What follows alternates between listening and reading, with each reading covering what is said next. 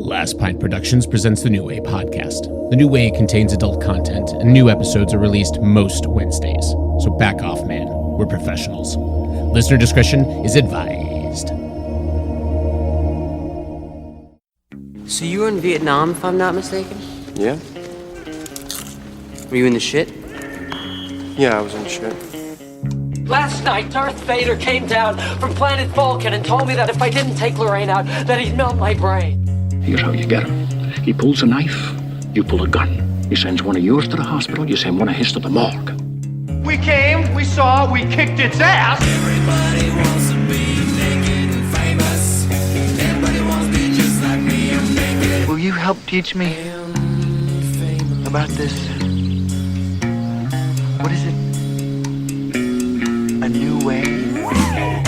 Hello and welcome once again to the New Way podcast. We break down pop culture so you don't have to. I am your host, Matt Shank. We have a packed studio tonight, so we're going to get right to it. I've got in the co-captain seat, Mr. Benjamin Scott Wilson. That's me. Fresh off a curling defeat that shook the Boynton Beach area. Really just a scandal that we're going to get into. Of course, we'll get on to this episode. It's Lake Worth, not Boynton Beach. Oh, I'm so sorry. You could have just said that he won. We would absolutely crush those curling queens from evil Boynton Beach. I will say we felt it here in Boynton. We felt the pain that happened. You could have just said that he won. No one can anyone check that? We are about truth and justice in the American way on the New Way podcast. I guess so. As you can tell already, because he didn't wait his turn. Nick SantaCroce also in the studio with us today. Hello. Thank you for having me. Fred, this is 2 episodes in a row in the studio. And we'll talk about that one in a second. But we have a really special, important guest on the podcast. Long-time, sometime listener. I don't know if she's actually listening to any of this podcast. I have. Oh, wow. Oh, no. That's not good. That's bad. Well, we have none other than Nicholas's lovely mother and my favorite Apple Watch friend, Cathy SantaCroce. How are we doing, Cathy? I'm doing great. She did not want you to use her real name. That was a stipulation of her appearance. So what name would you like to be going under? We'll edit out the real name. A fake name. A fake name? Yeah. Jessica Rabbit. Is that good? No. You might want to run for public office later, Mom. It's probably not a good idea to use your real name. No. It's going to have Nick's mother, Jessica Rabbit. Yeah. I mean, that would track quite a bit.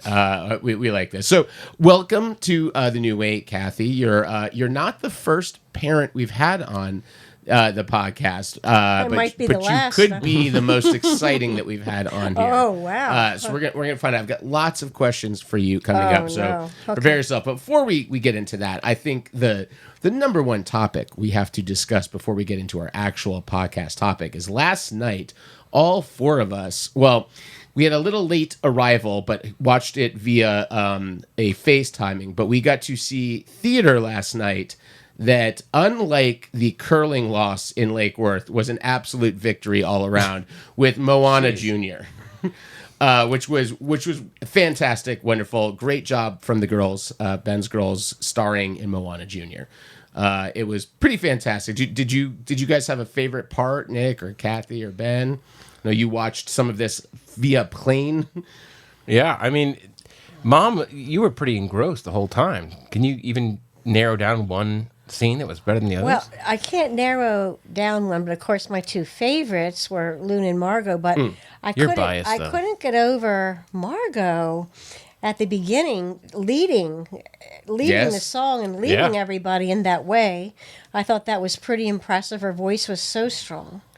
And of course, Luna with the rock and roll jumping on her knees with the guitar. That was memorable. Guess whose idea that was?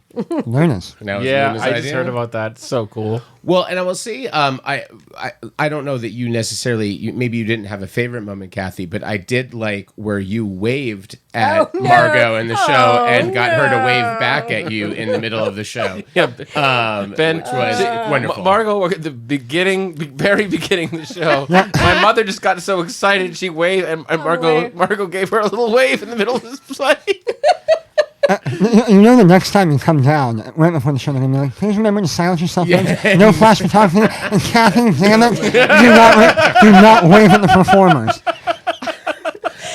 Yes. Well, it turned out Margot turned it into a tick for the character, so she was waving Chief Tui, and it became kind of a gag with the character, so it worked out great. But super impressed with both of them, and agree. I had no idea how big Margot's part was in it, and when you say she led, she not only led as her character being the head of the tribe, but also just led kind of getting that cast out there and I think shaking some of the cobwebs off of a few. You set a tone with an opening number, and it was really strong. I think everyone kind of knew, like, oh, this is going to be pretty good right from the very start. And I mean, we would be remiss not to mention the standing ovation Award of Excellence. Oh. That is right. We were there for a special presentation, and winner of the Award of Excellence was Ben Wilson, again taking things from children in the arts, as he's been doing since 2012's Black Gold competition, where he stole second place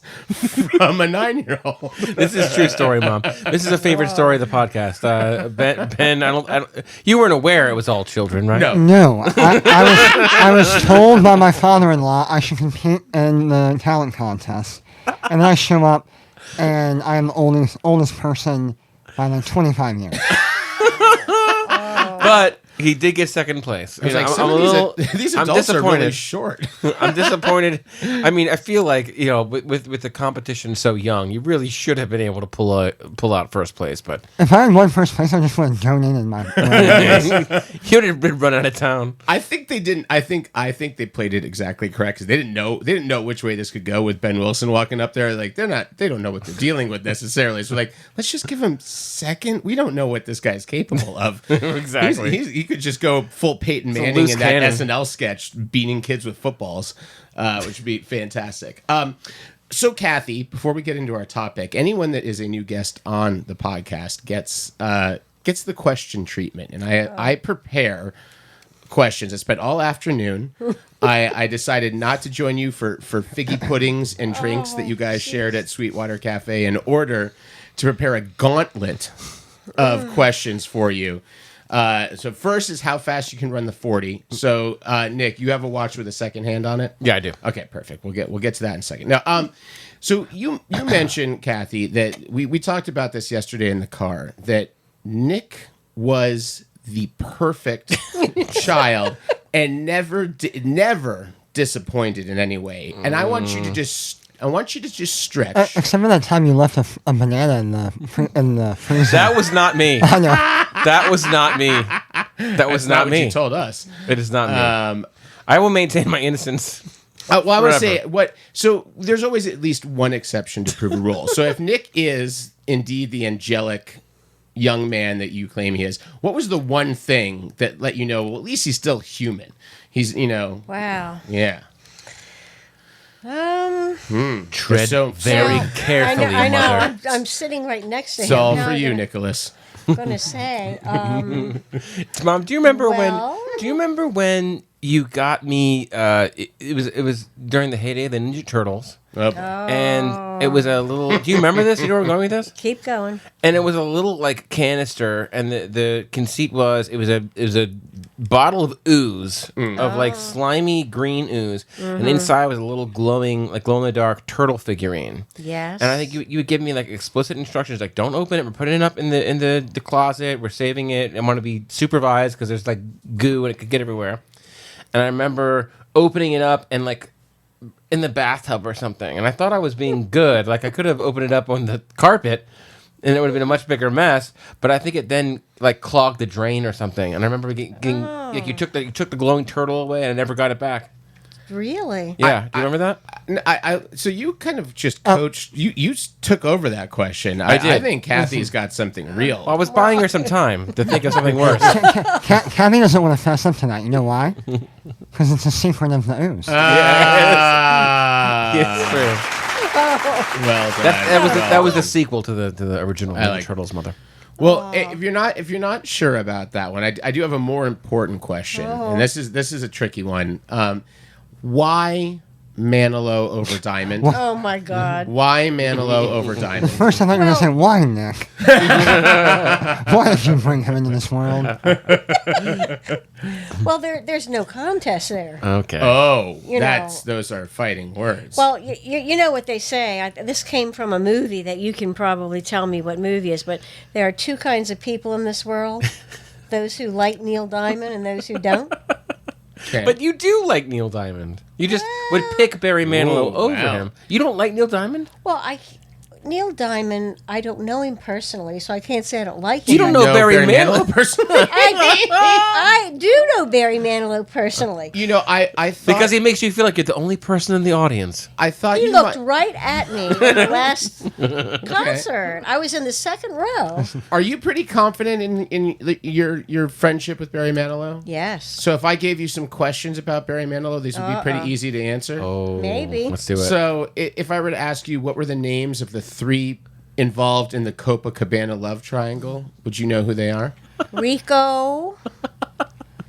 Name is Rico. Her name is Lola. There we go. Lola. That She was a showgirl. Can I sing it? Sure. Flowers in her hair. Do you know when you go to see Barry Manilow in concert, there are always people wearing the props from that show, from that song. Oh. And they stand up. They have the yellow.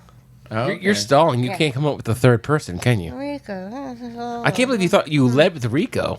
Lola is the only one I could get. Yeah, I don't know the third one, but it would Rico would seem to be harder. I mean, I know it. I have it here, but I don't. You got this. Come on. It's an Italian name. You guys are Italians, right? Not me. Not her. I'm not any Italian. No. It's a very Italian name. Maybe the most Italian American name. Dominic? No. You know a lot of Dominic? Dominic McDonald? I know. We all know people with this name. In fact, Ben just curled with a person with this name. I think his name would be Tony. Tony, that is correct. Tony, Rico, and Lola. Wow, boy. Oh my God. Yeah. Well, we're starting off. This is pretty rough. This is pretty rough. You're doing great, Mom. Which of his songs starts out with whistling? Do we know that one? Oh, can't spell without you. There we go. Very nice. Do you know which city Barry Manilow was born in? Sure. Well, he was born in New York. What city? No, that's Brooklyn? Right. Well, I guess New York. You'll accept New York. New York. Yeah, New York. What? No. Whoa. These ones are getting a little. I was gonna say, okay, well, in the weeds? It wanted to know which Barry Manilow song was featured in Ben Stiller and Owen Wilson's Starsky and Hutch reboot, which is really stretching That's for those. too hard for me. That's my mom's favorite comedy. You should know What this. song starts with "Doctor, my woman is coming back home late today. Can Oh you maybe my give me God. something?" That song gets me every time. Gets you how? What is happening in that song? Tears of joy. The song is about wanting to fall back in love with your mate again. Doctor, Do you know the name of the song? Yeah, Dr. Feelgood? No. It's trying to get the feeling again. That is correct. Trying to get the feeling again. There you Well go. done. That was amazing. I'm going to let you get around a lot more of these. I was going to. We have talked, by the way, multiple times on air about the time that you met Michael Jackson at Disney World. We're not going to rehash that story. Well, the thing is, I want to say this, and I don't know if I've ever said this to my mother directly before, but at the time, you really thought that Michael Jackson was inside of that Mickey Mouse costume. Well, he was. Well, we made fun of you, and like the next day, we see Donald Duck. It's like, look, there's Huey Lewis, and you got really mad at us. But now. It was Michael Jackson. I mean, honestly, it is not the craziest theory anymore. Michael Jackson was in Disney World at the time. Yeah, no, he was, absolutely. And he was locked. There was some kind of thunderstorm or something. And but we went into the apparel store, and he went into the toy store. We could have maybe. Well, do you remember? I begged you to go in the toy store, but you didn't want to buy an expensive toy. You said, You're we'll get a stretching T-shirt. This now. No, I remember. I said, let's go to the toy store. This. Well, we could have met Michael Jackson, Mom. A second time. the way he jumped up and danced into the kitchen, that was Michael Jackson. That was. And he pointed to his one glove. That's right. Yeah, and he grabbed his crotch. Well, no. All right, okay. Well, no one could ever know. This is typical Mickey. Mickey activities. This is before they had the code. I forgot that part. Now you hail from Baltimore, although you were born, as I learned today, in Washington D.C. That's correct. Have you ever watched The Wire? Oh yeah. Oh, okay. Do we like The Wire? Don't like The Wire? Like The Wire. Like The Wire. Okay. Oh yeah, you got to. If you were, other than The Wire, what is your favorite representation of Baltimore? That's a great question. Diner. Oh. Ooh, Diner. it's a good one. That's a good one. That's a great question. You got Diner. The movie Diner is pretty cool. You gonna go Diner? That's what I'm saying. You're gonna go Diner. Yeah. Two for what was Diner. that? Home for the Holidays? Was that the one? Was that a Barry That, Levinson? yeah, that Is that was what it's good. called? The Thanksgiving movie? Yeah. Avalon is another one that's pretty. Avalon. Yeah. Yep. Levinson has the Baltimore trilogy, right? His No, it's everything. Levinson Yeah, is all of very, it. very Baltimore. What was the one that we talked about with Oh, wait a minute. Whoa. John Waters. Yeah, I was of going to course. say Hairspray and anything John Pink Waters. Flamingos? Yeah. Serial Mom took place in Towson. Yeah. Yeah, it did. Yeah, that's a great movie. That was the first John Waters movie I saw was Serial Mom. We rented that. That's honestly a good as one. soon as it came out on VHS, my mom was like, "Oh, that was my introduction to John Waters." Well, This there is are crazy. a few like accessible John Waters films, Yeah. and then there are a couple that, like really you're into the shock or you're from Baltimore to really love. What I liked about Serial Mom, to me at least, at the time I was watching, I was probably 8, maybe 8 or 9. Came out in 91. Oh, okay, so 11 or 12 in 91. Still young enough that to me it felt like I was watching another Tim Burton movie.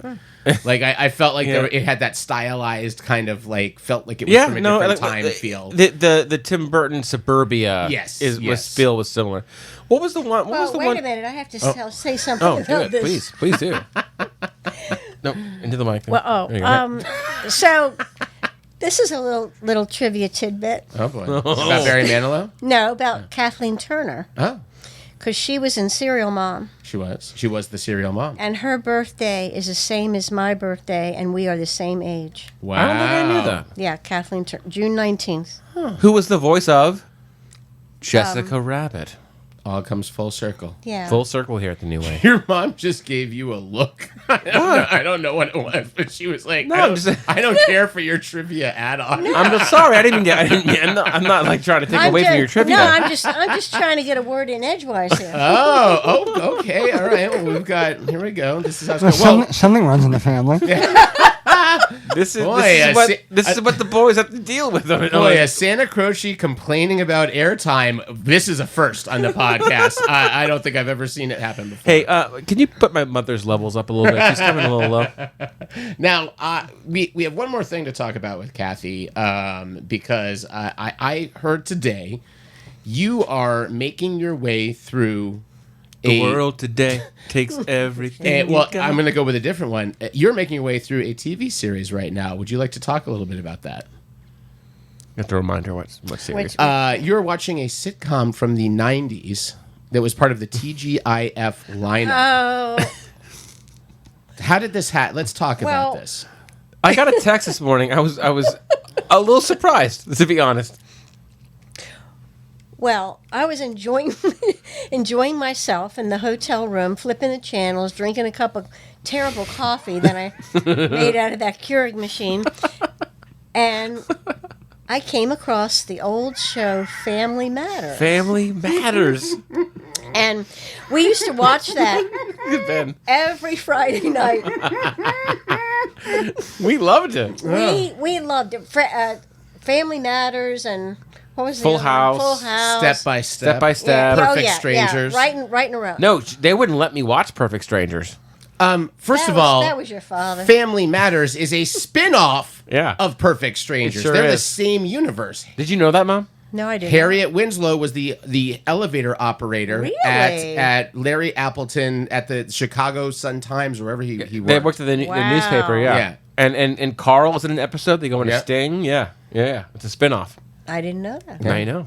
Well, I did think it just made me happy because it let me pull up my favorite thing that came from Family Matters, other than when Ben tried to kill Reginald Vell Johnson on air on the podcast. We have beef with Reginald. Can I do that? But there is a Key and Peele sketch that your mother has not seen. I won't be able to show the video, but I picked one little clip. This is a fake encounter. Let's say that maybe Carl Winslow, the actor playing him, Reginald Vell Johnson, might have had with his agent talking about his frustrations over the show. In a couple of weeks, Harriet, Eddie, Laura, Grandma, Aunt Rachel, Little Richie, and the other little kid are gonna get teleported to another dimension. And then Steve injects Carl with his own DNA, so Carl turns into another Steve Urkel. That's 2 Steve Urkels and no family on a show called Family Matters. How the fuck does that work? Listen, Reginald, to tell you, Urkelmania is unstoppable, okay? He's a phenomenon. There's nothing we can do about it, okay? Oh my God. And but that is what my mother was saying. She started talking about, I gotta say, and Steve Urkel is so great, and I stopped and I go, save it for the podcast. Yes. What were you gonna tell me this morning? I am busting over this. And I had to tell Ben, I had to tell Beth on the slide when I saw her. I was dying to tell somebody. Well, now's the time. Okay, well, anyway. Get that drop, the what? So, first of all, I forgot what a comic genius. Jaleel White. Jaleel White played Steve Urkel. Well, I know. But I just forgot how great he was, how funny he was. And on this particular episode, he was a little bit older. It was towards the end of the series. Not as cute anymore. And it was when Thelma Hopkins, I think her name is. She used to be one of yes. Tony Orlando and Dawn. Anyway, she was in it as the sister, and she had a son. Adorable little boy, long hair. He was so cute. His name was Little Richie. Little Richie. And guess, here it is. He is Brighton James. Wow. Which is Devon on The Young and the Restless. Wow. You heard it here first, folks. Guys, I think we just broke the internet. We broke the internet in 1991. Actually, wait a minute. I know you two are... I have vivid memories of watching The Young and the Restless as a kid, so I'm actually going to try to connect the dots here. He's a current cast member of Young and the Restless? Yes. Which one? Devon. Devon is... He was Little Richie as a child, and now he's Devon. His name is Brighton James. Okay, is his real name. You know Brighton James and not Jaleel White, which is wild. Of course not. Okay, well, that's fair. But he's... Can you explain... Because I don't have an encyclopedic knowledge of Young and the Restless. Okay. But I would remember if you kind of... was there a plot line he was involved in? Well, I'm going to tell you, you really know about Devon, because when you did the job about cochlear implants... Yeah. Okay, Devon on The Young and the Restless had a cochlear implant. That was the cochlear implant one. Well, I don't... And he was Little Richie. He was Little Richie. Now, I don't want to trump your factoid awesome. from Family Matters, but I'd like you to know that Eddie Winslow, Darius McCrary, played Jazz, the Autobot, in Michael Bay's 2007 Transformers live-action movie. And, I mean, I think that's a pretty big deal. Yeah, I didn't know that. Okay, so Jaleel White played Steve Urkel. Mm-hmm. Right. And then we went into the machine. He turned into cool Stefan Urkel. Mm-hmm. Well, but then Myrtle Urkel. And he was Myrtle. That's right. Urkel. That's exactly where I was going. He was the first trans character on TV. Myrtle Urkel, who was in love with Eddie. And it became like the reverse of Urkel being in love with Laura. Right. Then it was his cousin, right? It was his cousin Myrtle Urkel who came in and then was in love with Eddie. Yeah. Because Eddie made fun of Laura all the time for what she had to put up with. Mm-hmm. This incessant, borderline inappropriate romantic relationship, one-sided romantic relationship, and then all of a sudden Eddie now has to deal with it. Right. Beautiful. That's I mean, that writing, you don't get any better than that. It was so good. And you know what, though? I want to give Jaleel White his flowers for just a second. I don't know if you know this. I wrote three fan letters as a child. Alf. No, I wish. And Urkel. I wish. It was Pamela Anderson. Oh my God. Steven Spielberg. And Michael Jackson saying, "Hey, were you in Disney World that one time?" Can you confirm this? It was August 1994. No, and Jaleel White. And Jaleel White was the only one who got back to me. He sent a autographed Yes, I think postcard. I still have that. No, at home. you do. You do. Yeah. It's at home. Yeah. That's Yeah. Thank you, Jaleel White. I don't. And now he's in the cannabis industry. I think he owns sure is. a brand or strain with Snoop Dogg. And who do you not hear anything else about? Steven Spielberg. No one. It just goes to prove if you're nice, you make it in this business. Yeah. And if you're not, you get what you deserve. Yeah. So we're almost out of time, but let's get to our actual topic. This was a very random topic for us to come to. We're gonna How be did talking, we land on this again? I forget. I think it was I think my your fault. mom recommended it. I think she briefly mentioned the phrase Las Vegas and you latched on. Well, what I thought was funny is she mentioned, we were like, what could be the movie topic? We said Las Vegas, and I named 30 movies set in Las Vegas, and your mom's like, haven't seen a single one of those.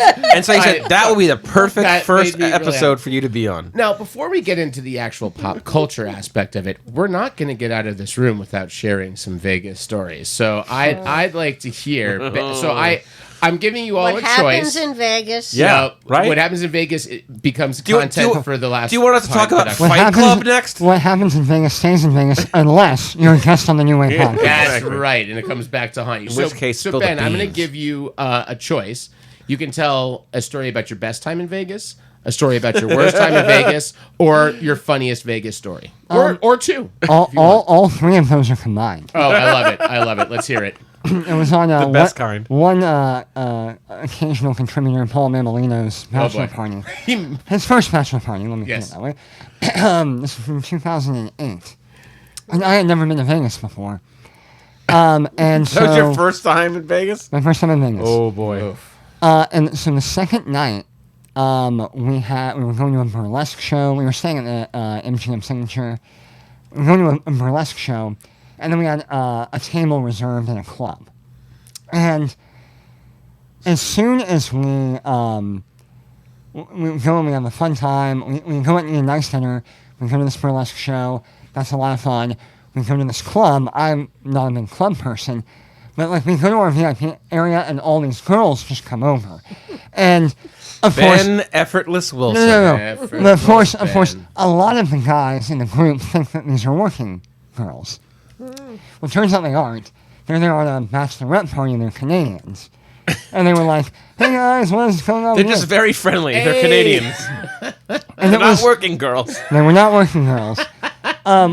Which became very astutely clear at one point. And then Oh no! at one point I was taken by two of these Canadians back to their hotel room. This is all PG. Cover your ears, Mom. Because they Take off your one of headphones. them had spilled a drink all over themselves, and they wanted to go change. So I'm hanging out with this other girl.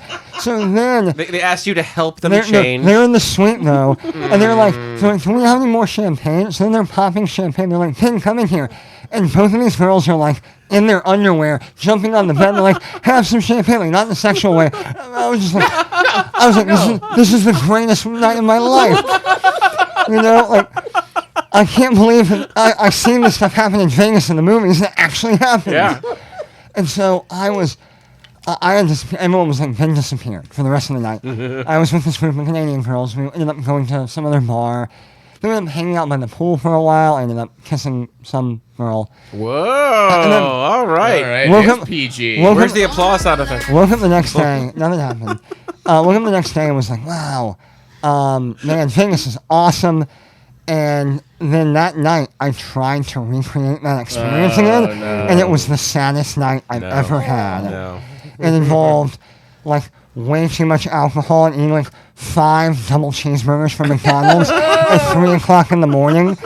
And my friend Adam Brown, who happened to be in Vegas that weekend, like, running around the MGM getting kicked out because he was telling people to punch him in the face. Wow, my God. It was like this high that immediately went completely downhill. And the next night was so many bad things happened that next night. It was sad. I gotta say, Ben, I had a feeling you might share that story, and we have actually obtained audio from the very end of that night. This is a very sad moment in Ben's first time in Vegas. This is actual audio. Wow. Oh, can you see into my eyes like open doors? He was very sad. He was really sad. But you know what? Rallies. I can't wake up. Wake me up and save me. My name. Anyway, Mom, that was Goofy singing Evanescence's hit.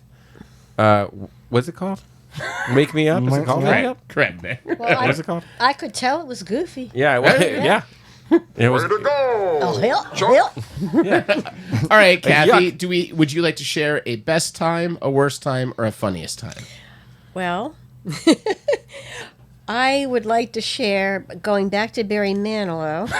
But we said PG. It's got to be PG. It definitely is. So Adrian and I never liked, I'm going to have to confess, never really liked Barry Manilow's music back, in the Record day. scratch. Play that, get that drop. And I've got it, but it's too far deep. And when Adrian was in my sister, I guess high school. Yes.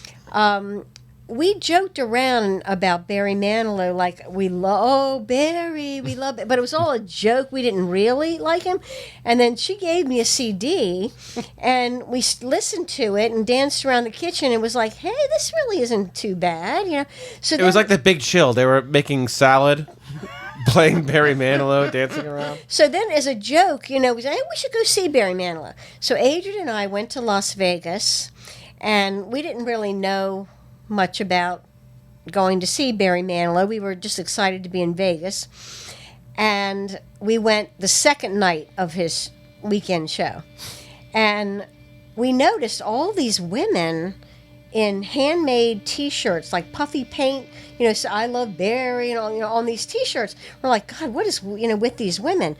So when he came out on the stage, the first thing he said was, how many of you were here last night? Well, almost every person in the audience raised their hand, and we looked at each other like, who would go see him 2 nights in a row? This is crazy. And then we found out it was the weekend of the Barry Manilow convention, and there it is. And that's when we found out the term Fanilow. And these people were Fanilows. It is pretty clever. And so Adrian and I became Fanilows that night because we loved the show. And we did see him again quite a number of years How many times later. have you both seen Barry Manilow? Oh, my God. We've seen him 7 times. Twice in Vegas. We've seen him in New York. We've seen him in Baltimore. We saw him in Washington. Dang. Good for you. Christian Bale. Very fun. But anyway. Thanks, Nick naming these like it's I'm a giving game my show. mother some context. It sounds like you're doing a game show. It's Chris Bale. I'm giving my mother some context of the sound bites. Have I said too much? Or No, not at all. You can do can I whatever would you say like. one more Don't let him get to you, Mom. Vegas memory? Absolutely. And Nicholas, you help me with this because it might not be a clear memory to me. But anyway. Well, okay. Well, which is it, Mom? Do I remember things correctly when it comes to the Michael Jackson story? Do I make things up? I have a pretty good memory here. We'll see. All right. Anyway, so we were in Vegas, and Nick and Adrian and I guess your dad was there too. Yeah. We were walking down the street, and it was the first time I ever went to Vegas. It was a family trip, all 4 of us. And there are these people that pass out these little cards with naked women on it. Yeah. And so they try to hand you these cards with naked women. So I see. Yeah, they tried to hand it to me. So I see Adrian, with these big eyes, and she's looking at these cards. Well, later. So later when we got home. Oh my God. 2 of them. Yeah, I remember this now. So we discovered that Adrian had picked up all his cards from the sidewalk, and she had all these cards of these naked women. Yeah, and she had a notebook. She taped it in the notebook too. Yeah, like a scrapbook. Yeah, it was a scrapbook of these call girls. That Yeah. these guys were just standing on the street Yeah, they clapped their hands, they hand it out. And she picked them up off the ground and Oh, brought God, that's them funny. home. You remember that? Oh yes, Yeah. I didn't grab any of those. No, cards. you didn't, because you were the perfect child. I didn't grab any of those horrible cards, but I do remember Funny, Adrian doing seems that. like you told the story on the air, but something with you having them in a hotel room. I don't know, but maybe we're misremembering that. Well, That's here to piggyback off that, Ben Monstre, friend of the podcast. Friend of the podcast. We went to Vegas once. I think this was for Jeb's bachelor party, and we at some point we made a game out of it, and we thought, okay, without like going to every person you see on the street and seeking it out, just take every time it's offered to you, take whatever is handed to you, and at the end of the night, whoever has the most nudie cards would pay for breakfast the next morning. Okay. So we started at like 6 p.m. Wait, you get penalized for getting the most of them? No. Whoever had the most got breakfast. Oh, got bought breakfast. for them. I thought you were saying they bought it.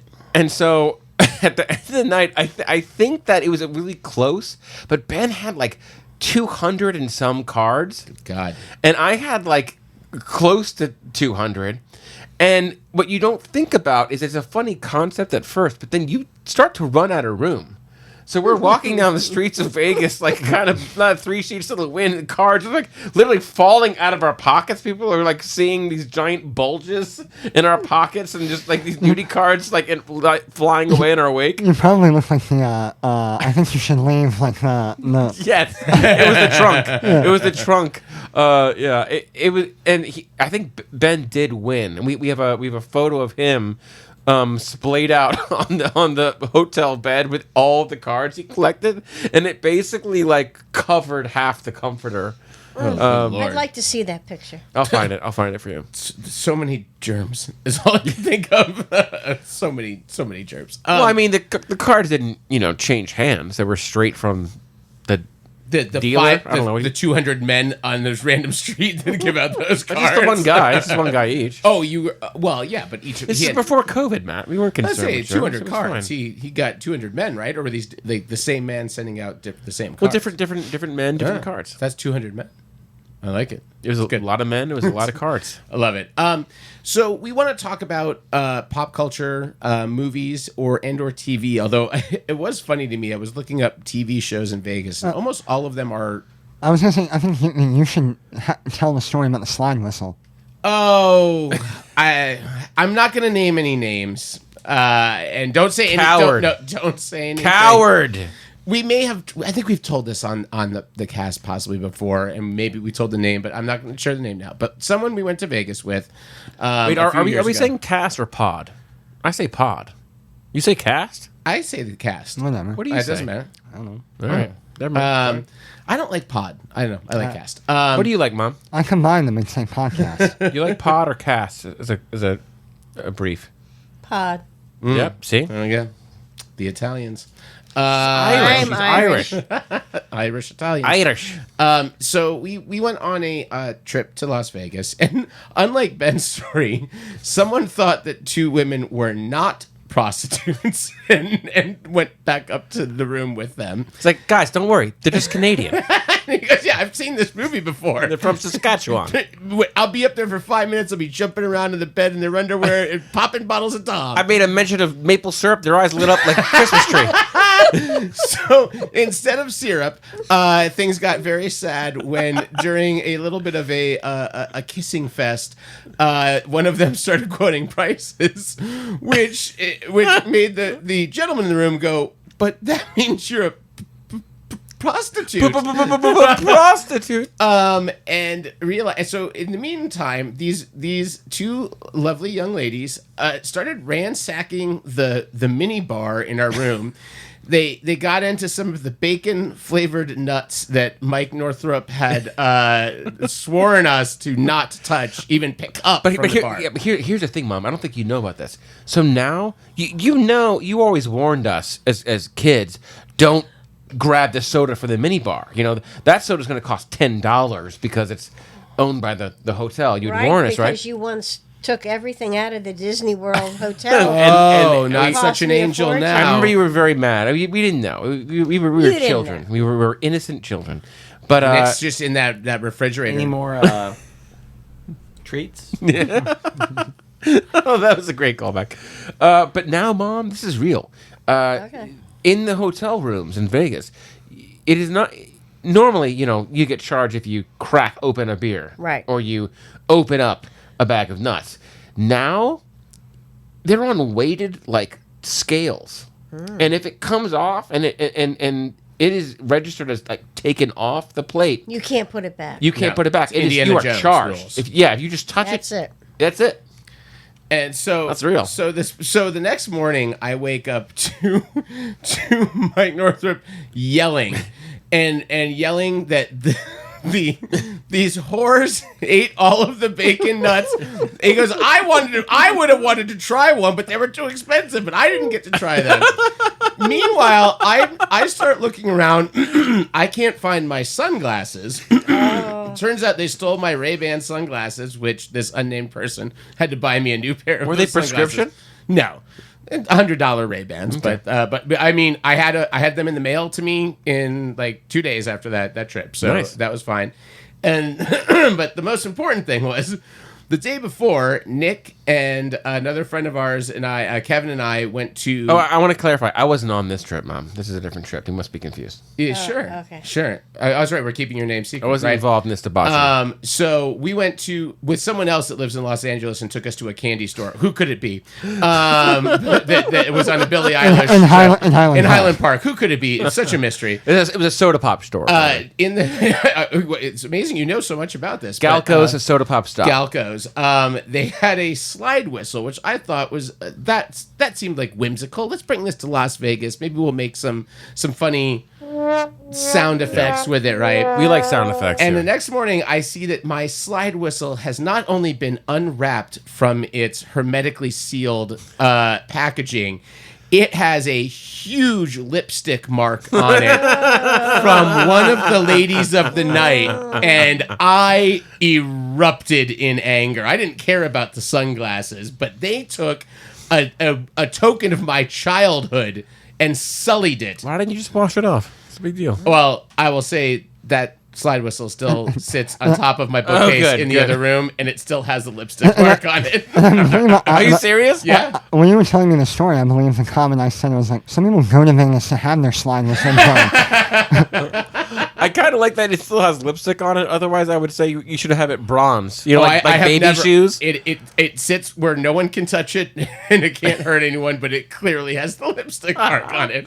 I think it's next to Bender and Dobby up on my bookshelf. So, place of that. So, yes. So I was looking at the pop culture things from Las Vegas, and I noticed that most of the TV shows, other than CSI Vegas, were reality shows. Chris Angel, a lot of Hell's Kitchen out there, which I believe are There was a mutual friend of the show. really good Real World in Vegas. Yes, but there was one scripted show I don't recall ever hearing of, and I read this cast. This was from 2004. It's called Dr. Vegas. And listen to this cast. This is a TV show. Now, it lasted 5 episodes. They shot 10. It only made it through 5, and CBS said... This is like a Dr. Pepper, not a real MD, right? They literally, CBS of all networks, just pulled it after 5 episodes, said this is unwatchable. But it starred Rob Lowe, Joe Pantoliano, Joey Pants, Amy Adams, and Tom Sizemore. Wow! In 2004, and I'm like, I want to watch this. Yeah, we gotta watch. We're gonna watch this tonight, right? We're gonna get this. I have to. See Are you this. in, Mom? I am in. All right, let's do it. Dr. Vegas tonight. Hold on. If this actually What happens, year was it? 2004. So it's pre Amy Adams blowing up, and Sizemore was coming off of drugs. Exactly. I do love that. The Ben's timing tonight is on point. Ben, you are awesome. When we had Scott Wilson on the podcast, I wound up watching The Verdict with him at 1 a.m. in the morning drinking scotch. Tonight we're gonna watch Dr. Vegas. We've really lowered the bar, folks. I gotta say, Benny. Talk to me about Las Vegas movies. What does this mean to you to have a movie that's set in Las Vegas? What's important to you? Well, can I actually talk about what I think the trajectory of Vegas movies was. Absolutely. Because historically, if you look at the pre-1950s, Vegas wasn't the cultural mecca that it kind of became. You know, it became kind of famous and then infamous and then famous again. But for a long time, it was just known as that's where you go gamble. You know, Rat Pack. Right, Rat Pack stuff. Well, and that's what I was going to say is there were movies set in Las Vegas that with, you know, they go back pretty far. Even though it wasn't popular, the original Ocean's 11, the one with Frank Sinatra, kind of kicked off. Because after that, there was Viva Las Vegas, you know, Elvis Presley, and Margaret. And then, all of a sudden, Vegas became a really popular place, either for a movie to be set, or for a set piece within the movie to occur. So, what I was going to say is, I don't consider... A lot of times it feels like it would be a win-win for filmmakers and the city to make movies there, because you get these instant set pieces, and then the profile expands, and then people want to go there and visit it, and it's just sort of a symbiotic thing going. No, well, and so what I was going to say is, there are so many movies where one act or one prominent scene takes place in Las Vegas, and I don't consider those Vegas movies. Yeah. Swingers is not a Vegas movie to me. It's an LA movie, but it's got a Vegas scene. But is Con Air a Vegas movie because it ends in Las Vegas? We'll get back to this. We'll get back to this. No. I want to say here. I want to say this is right in line with what I had on here, because I very much like this, because I have one that challenges it. Well, and Mom, Rain Man? No. Mom, do you remember? Have you ever seen Swingers? That's a good one to discuss, because it's such an iconic. It's in the DNA of that movie, the most famous part of that movie. It's the most so Vegas is the most famous part of Swingers, but 90% of that movie takes place in L.A. Yes, it's at its core, it is it's absolutely an LA movie. It's a heartbreaking LA movie, and I was obsessed with this movie, Mom, as a kid. And it's why I was so excited to work for Vince Vaughn. It was one of their first movies. It was you know, in the heyday of Miramax independent films. Jon Favreau was in it, got his first star. Jon Favreau wrote it, right? And Doug Liman, baby. And then he wrote all of Obama's speeches. Oh, sorry, different Jon Favreau. But like as a kid, as a high schooler, like. That was a big reason I wanted to move to LA. That movie was about like making it, you know, actors and filmmakers, and in high school it was just like very positive. Like, you know, I didn't see the message of like the grind. I didn't see the like what it's really about, which is that it's very hard to make it out there. But there's a scene, this pivotal scene where they're like, okay, you're upset you didn't get this part. You know, you're living in this one bedroom, you know, roach infested, you know, apartment. You can't get the girl. We're gonna go to Vegas, Vegas baby. And what is true about the LA experience is Vegas is close. You know what I mean? Like LA in and of itself is a destination. But when you live there, it's pretty easy to get to Vegas. You don't have to buy the cross country ticket. You can just drive up. And while it's an LA movie, I'm not gonna sweat someone who wants to put Swingers in the Vegas movie pantheon. I'm not going to sweat it, because it's not just the most famous scene. It was pivotal in that moment to lift up all the characters who were at their lowest point in LA, and it took going to Vegas to reverse it, and that's significant. Vegas happens in the first act, and literally none of the characters grow from that experience. It's actually that's their fault. One of Favreau's lowest points is in Vegas. Yeah. It's the saddest trip ever. I think you had a very different experience. I remember watching that movie and being like, I don't ever want to go to LA or Las Vegas. It's so funny. Like now I watch it, I go, this is brutal. This is such a sad movie. But as a kid, I was like, yeah, this is great. They're living, you know, dude, the fucking chasing the parties and like this place dead anyway. Yeah. It was that movie. I loved that movie. I mean, that was a seminal movie for me. But it made me actively. I watched that and Kevin Smith movies. I'm like, I want to go to fucking Jersey. Like I don't but like Vegas, LA. Oh, Matt, we were doing so well. We didn't curse once until just now. I mean, Reginald VelJohnson cursed earlier when he was talking about Steve Urkel. It's probably because I'm here. Yeah, it's exactly why. No, so Ben, this is going to fall. Sorry, this Mom. falls almost exactly into the same category. Matt, as wait, Swingers. stop. I want you to apologize to my mother. No, not necessary. Are you sure? Not necessary. Are you sure, Mom? I'll make him do it. No. You You okay? can't make me. If All she right. asks me, No. also can't make me. But no. You can ask him if you want. What do we feel about Go? I don't think Go Not, is a not a Go Vegas thing. movie. It's got a huge Yeah. chunk of that movie is in Vegas. Sure. A whole story of that movie is Vegas. Okay, Ben. Honey, I Blew Up the Kid. Is that a Vegas movie? It's a set piece in Vegas. No, that's more like Con Air. Come on. Honey, I Blew Up the Kid is a Vegas movie. I just don't think any of these movies are definitive Vegas movies. Beavis and Butthead Do America. What do you have to do to be a Vegas movie? You just have to be an Ocean 11 movie. It has to That's take. it. There are so many movies that take place. There's a movie called Leaving Las Vegas. Well, for Christ's sure. sake. Well, yeah, but they're barely there because they're getting out of Vegas, so that doesn't count. Yeah. Yeah, they want to leave. The whole point is they can't leave Las Vegas. Well, so I want to. Unless in ties. I'm gonna pivot. Showgirls, Vegas movie. Yeah. I'm gonna pivot us slightly here, and I may have one of these facts incorrect. I don't know, but I there's this thing in the back of my head that I feel like this is something we've discussed in the podcast. But I believe we have two people sitting next to each other on a sofa right now that are related, who both That's awesome, Mom. have hugely movies they adore. In fact, one of them might be one of their favorite comedies that are both set in Las Vegas. One of them is Mars Attacks, and one of them is Rat Race. Oh my God, you're right. I never believe thought both about of that. you are Vegas comedy fans. The one thing I would say actually about Mars Attacks Yeah. is that while I wouldn't consider it a Vegas movie, I would consider it more of a Vegas movie than some of those others because they have one of the storylines. Are we on a sliding can scale take- now? From the very beginning of the movie until the very end, one of those storylines takes place in Vegas. Right. And one of the three major storylines is Vegas. I think So we, you need yes. you need A to B continuity. Continuity throughout the movie. I want to hear. So, what is the best Vegas movie for you? Yeah. the best. What is it then?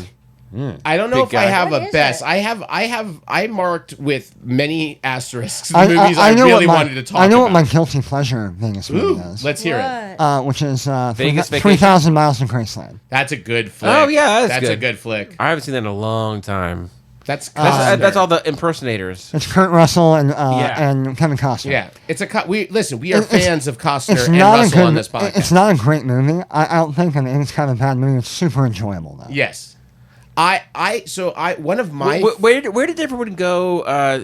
Thanks for everything, Julie Newmar. Where did they go for that? No, they're in the middle of nowhere. Oh, they didn't go to Vegas. No, they're in like Texas. What was that movie called? To what?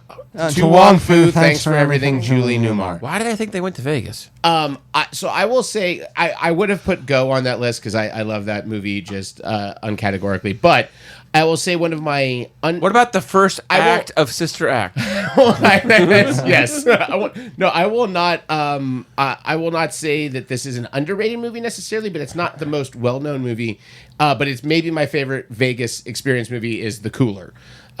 Which is It's not a cooler. Is maybe William H. Macy. Yeah, William H. Macy, Ron Livingston, his more so than his Swingers non-Vegas movie, as Ben as the arbiter of what is Vegas. Ron Vegas. Livingston doesn't go on the Vegas trip. I know. I'm just saying he's in an doesn't. actual Vegas movie, and maybe my favorite Alec Baldwin performance of his career. And the only What time he about was Boss nominated Baby? You for, were talking about how much you the love only Boss time he was Baby. nominated for an Oscar. You left out Maria Bello, who I think Oh, kind of Bellows, carries. She unreal. carries that I movie. was getting there, but yeah, that movie. I love The Cooler. If you've not seen it, it is phenomenal. What is this? What are these emotions? No, I was setting Mom up for this experience at Sweetwater, and I just told her like, don't be nervous. Like I don't know anything about movies.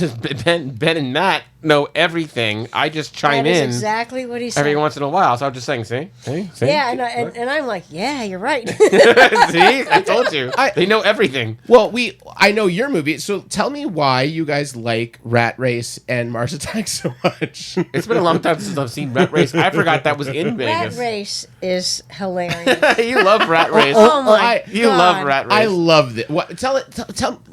Explain to the audience what Rat Race is about. We need to Who educate. knows? Isn't It was a remake of It's a Mad Yes, World. yes, It was a modern retelling of that. So they're all racing to it was sort of like the Chipmunk Adventure is the same plot too. So like get to somewhere on the map first. Sure. It was The Great Race. It was the scavenger. reality show. It's a The Great scavenger. Yeah. Remember that prairie dog scene? No. Oh my God.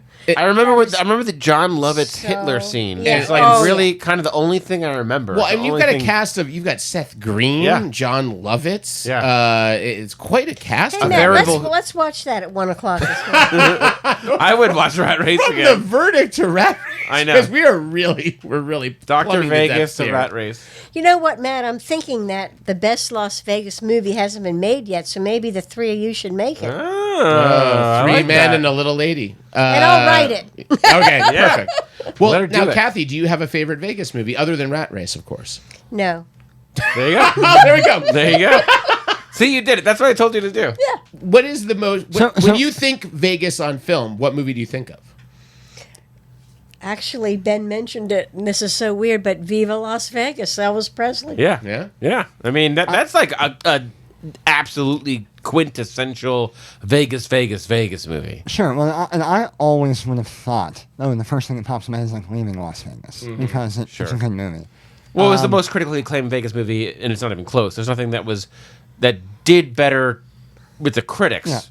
There's not a single one. And then, the Ocean's movies, not 12, but 11 and 13, Yes. are both very Vegas movies. Yes. But strangely enough, and even though it's definitely aged poorly in some respects, the first thing I think of is The Hangover. Yeah. Yeah. I mean, Mom, it was really cute. As we were walking in, you like quietly said, "Is The Hangover a Vegas movie?" I'm like, "Oh yeah, that's a super Vegas I movie." thought it was, but I just needed yeah. to verify. Well, Guys, that's you a need to movie ask about Ben. getting back to Los Angeles. It's not about Vegas. No, it started in Vegas and it practically ended in Vegas. It beats the Ben Wilson Vegas I scale. mean, the Ocean's movies are great movies. Yeah. The Hangovers are great. The first Hangover is a phenomenally well structured comedy. Oh, It sure. is Absolutely. a really well for done sure. flick. But Vegas Vacation was a I loved This is a that big as a one. kid because the funny thing is I didn't see Christmas Vacation, I didn't see European, I didn't see any of those vacation films until after I had seen Vegas Vacation. It wasn't Ethan Embry was Yeah. Nick Yeah. Papa Giorgio, and that was the first time I had seen like a Nick in a movie. I think it was the first Nick I ever saw in a movie. I guess, what's his face? He was on Big Bang Theory and aged out of his role. Yeah, he was in Christmas. It was Johnny Galecki. Johnny Galecki. All of the Russes and Audrey's aged out every single vacation movie. And I know this is going to sound stupid, but the truth is I've never seen Casino. Is that in Vegas? That's a Vegas Yeah. movie. Okay, I Well- thought maybe that could have been Atlantic City. So there's one big movie we have not talked about, and this I'm going to put this in maybe not the most. I think certain critics liked it. It is a very big cult Leonard movie. Maltin liked it probably. It is a cult movie, Fear and Loathing in Las Vegas, which I Ooh, think of is a course. phenomenally amazing Vegas movie. Oh, Ben's gonna tell us no, not enough No, in I Vegas. just one of my favorite lines of any Reptiles. movie of all time is exactly. I it's knew like, it. We were right in the middle of a fucking reptiles here. and the delivery of that line Yeah. and the animatronics and that shot yeah. when it pulls back, I was like, what am I watching? And I was like horrified and laughing at the same time. And what casino hotel are they at, Nick? Circus. That's Yeah, right. Circus Circus. Nick's favorite hotel. This was the memoir of Hunter S. Thompson, Mom, and Johnny Depp lived with him for 5 months in his basement, studying his moves, and this famously eccentric dude. But I Hunter S. Thompson changed Johnny Depp's head for the role. Yeah, he lived in his basement for Yeah. with gunpowder barrels and man. And the best part was that you watch Hunter S. Thompson was on Letterman or something, and he said, tell us a little about Johnny Depp. What was it like? Yeah, I understand he lived with you. He shadowed you for 5 months, and he just goes, yeah, it's kind of annoying. It's just it was kind of a drag, but we did it, But I remember never having seen that film, but you quoted that reptile thing, when we first started becoming friends, started playing for the first time, you would quote that. And so I knew that quote before I saw the movie, and then when I saw the movie the first time, I lost it. Aww. I completely lost it because my only frame of reference was Ben Wilson parroting that line. It's pretty good. He's on he's on LSD and he's on LSD and mescaline at the same time, and they're in a bar, and all of a sudden, all of the bar patrons turn into dinosaurs. It's pretty wild. And they're like real. It's a whole bar full of like these animatronic dinosaurs. Yeah. Terry Gilliam from Monty Python directed that, Mom. We'll have to watch that at 3 o'clock. Yeah, exactly. Hey, Matt. Yes, ma'am. I can't believe we're discussing Las Vegas and a certain name has never come up. Ooh. If it's Barry Manilow, we're getting out of here. No, Okay. we talked about Barry. Wayne Newton. Oh. Inventor of the Fig Newton. Yes. Very famous performer. Was he in a movie? Which movie? Yeah, well, he was in Vegas Vacation. Oh, yeah, he was. He was big time. Oh, my God. Because he was kind of making the moves on... Wasn't that a big Perfect Strangers? Weren't they obsessed with Wayne Newton? He was. Balky was obsessed with Wayne Newton. It's possible. And one of the best episodes of Perfect Strangers is when he goes to Vegas with Cousin Larry. Because Cousin Larry is famously uptight. And, like, he wanted to schedule every event and budget. And Balky just wanted to, just live his life. So wackiness ensued. Apparently... I did not remember this. Wayne Newton is in the James Bond film License to Kill. The Timothy Dalton, one of the 2 Timothy Dalton Bond movies. Which is great. He's also in The Adventures of Ford Fairlane, starring Andrew Dice Clay. He was in Perfect Strangers, right? That was the arc? Are you seeing that? I'm going to see. He was in... If Frank McGrath is listening to this... He was in a movie called Who's Your Daddy? No. I don't think that's what we're looking for. If Frank McGrath is listening to this and I get a Perfect Strangers reference he was wrong, on The Fresh he'll kill Prince me. of Bel-Air.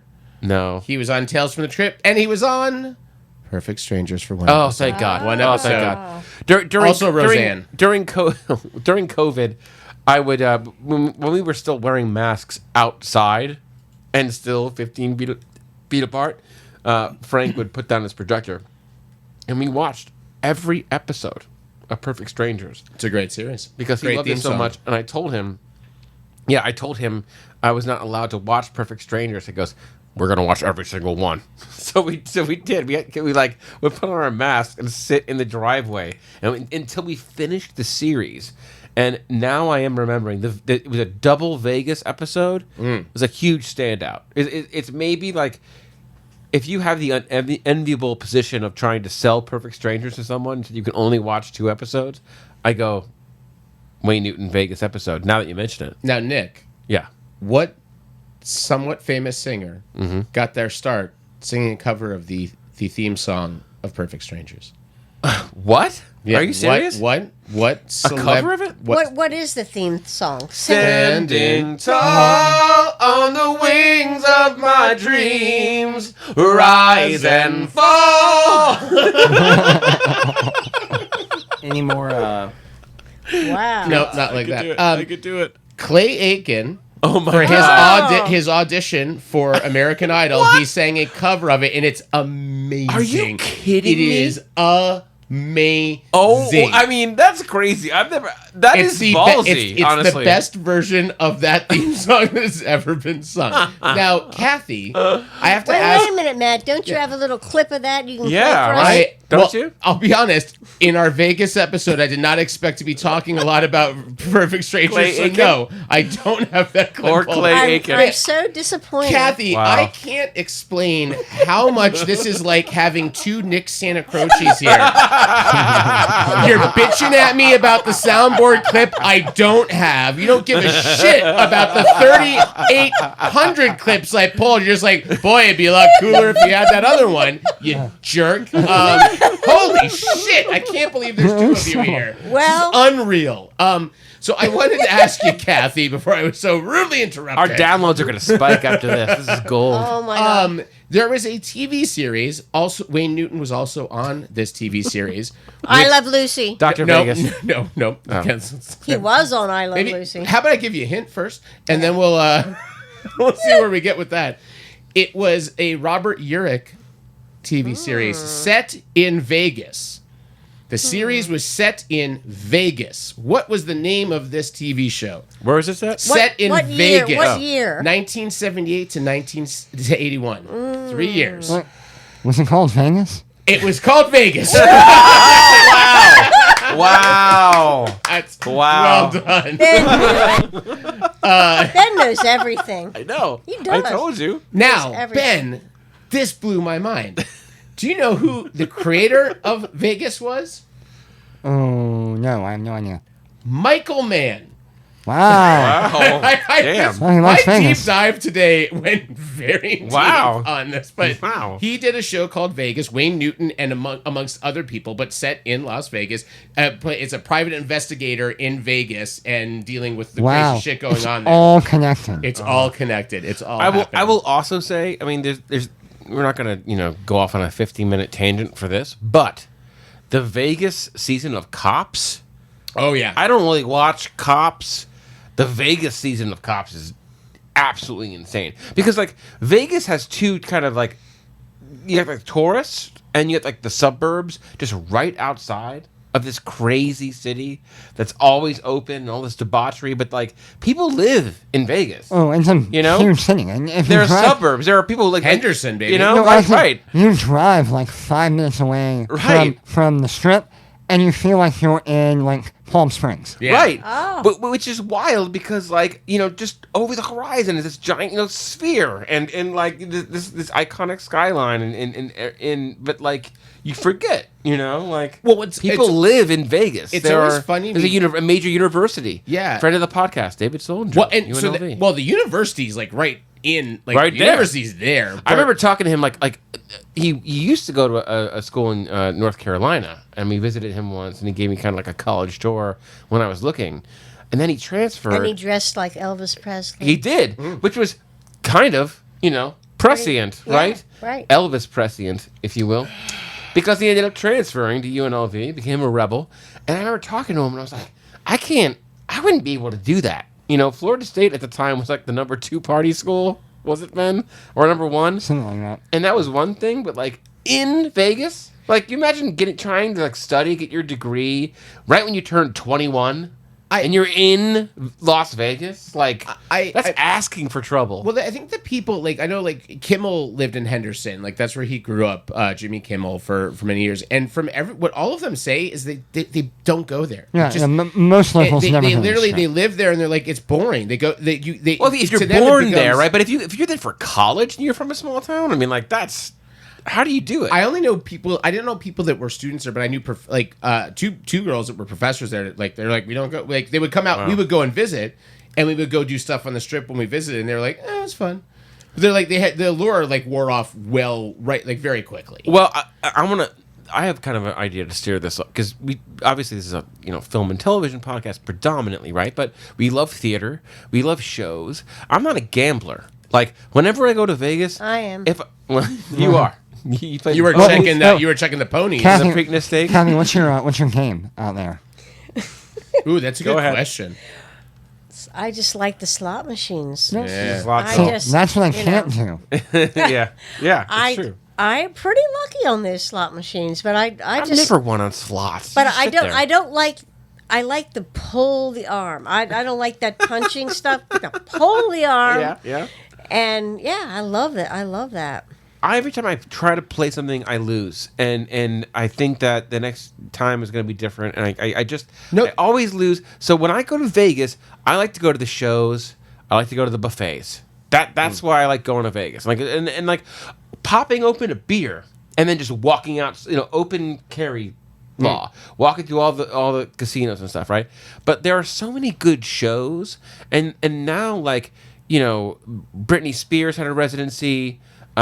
Celine Dion back in the day had a residency. There's my Don Rickles ticket is on the other side of this. Penn and Teller, like there's a huge industry that are just they do the same show every night to like huge coin, and we used to have. What are you laughing at? Do you know who's coin? Yeah, do you know who's starting that?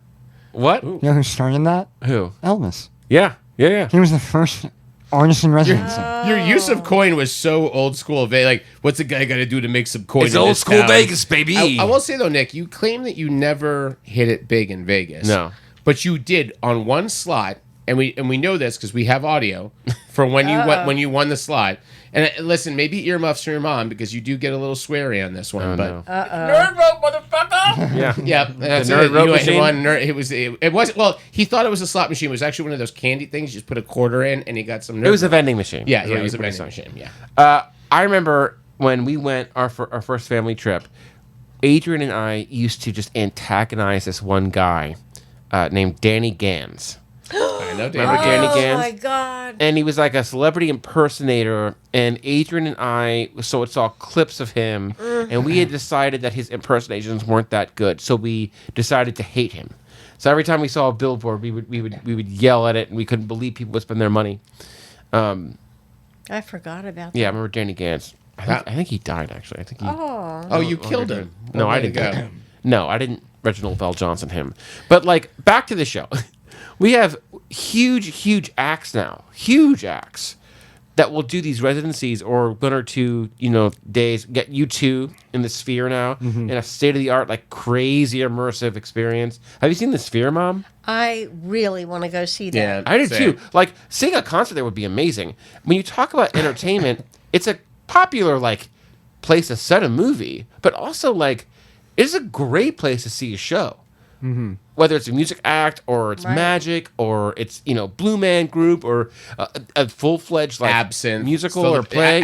Cirque du Soleil. I will say that. Penn and Teller. Yeah. For me, and I that trip, I saw Penn and Teller, I saw Don Rickles, and I still think that Absinthe is the best live show I've seen in my entire life. Wow, really? I do not feel I have laughed and been so entertained and blown away by acrobatics and everything all in one show. It was an overload. It was so amazing.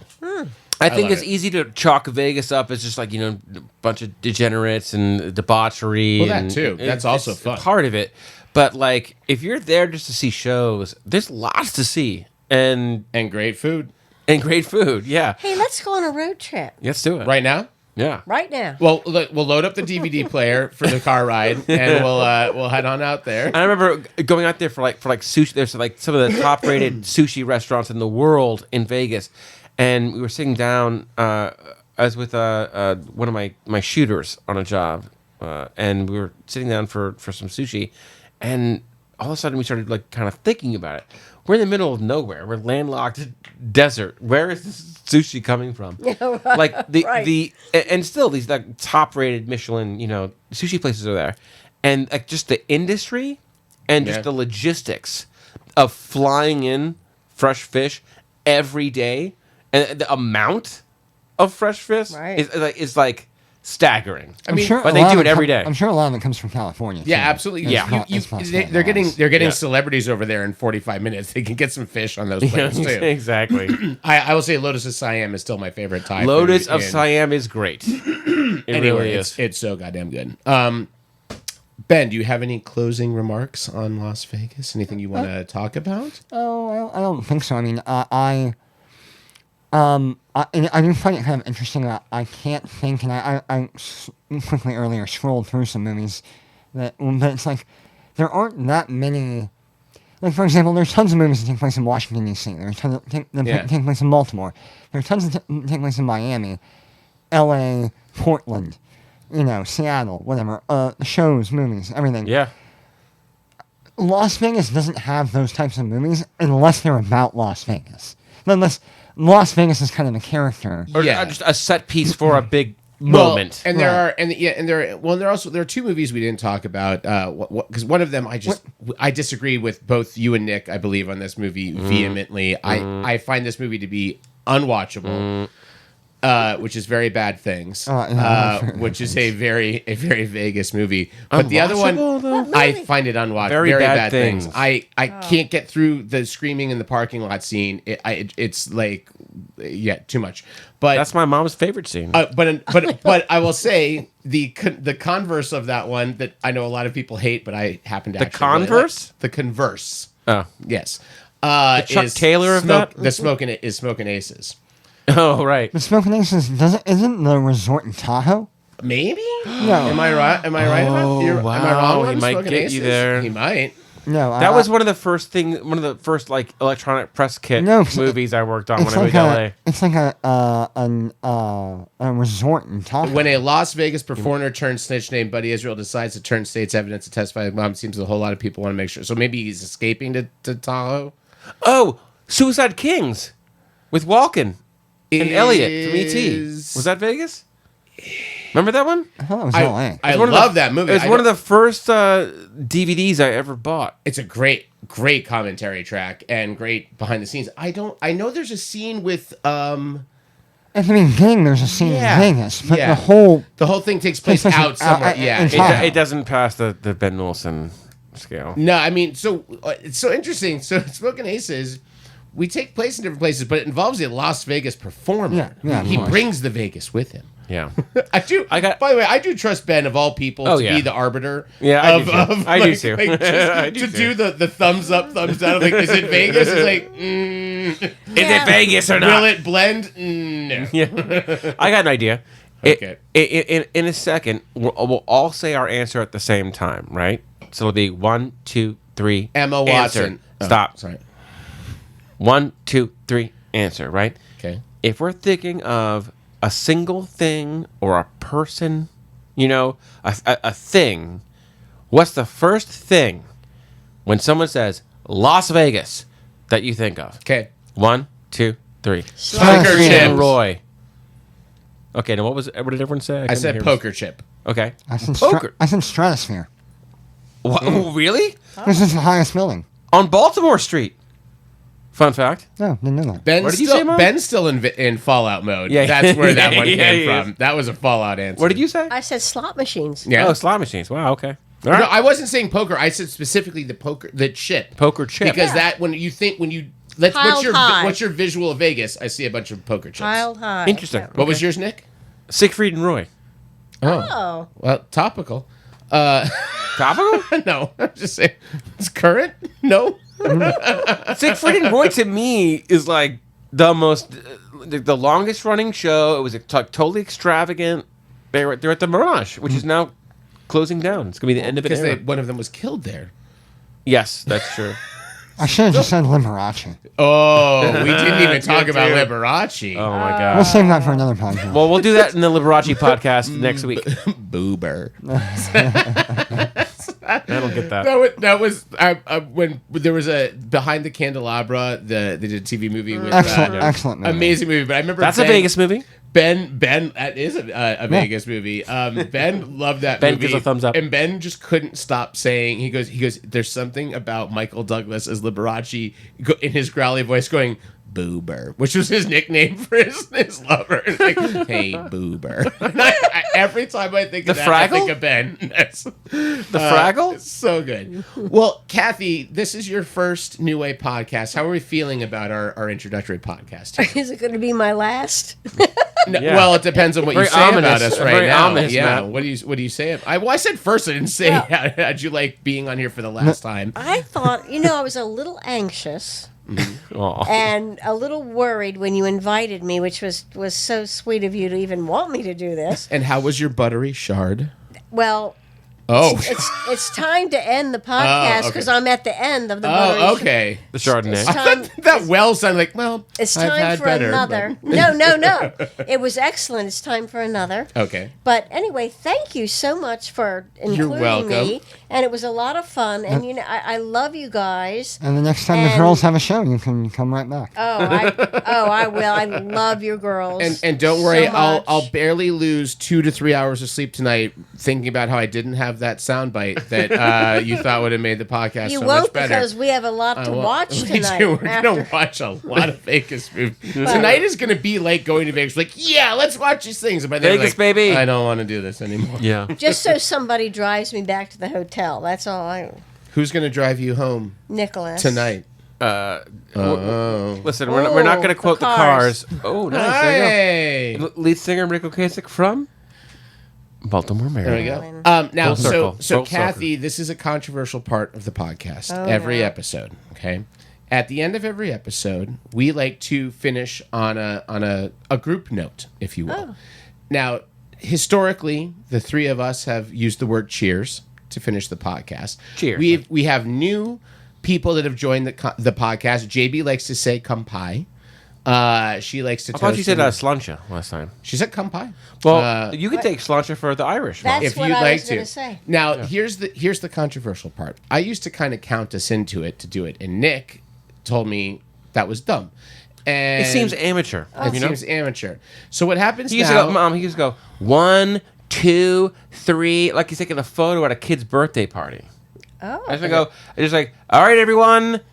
And we just intuitively, we feel, we read the room, we feel the energy, and we say cheers when he does. All right. So we're all adults here, right? We want to thank you, all of our listeners and our in-house people here, for listening to a podcast. We'll be back with more and more episodes. We've been back to back to back now for weeks, and we're going to keep trying that for the rest of the summer. But we'll talk to you next time.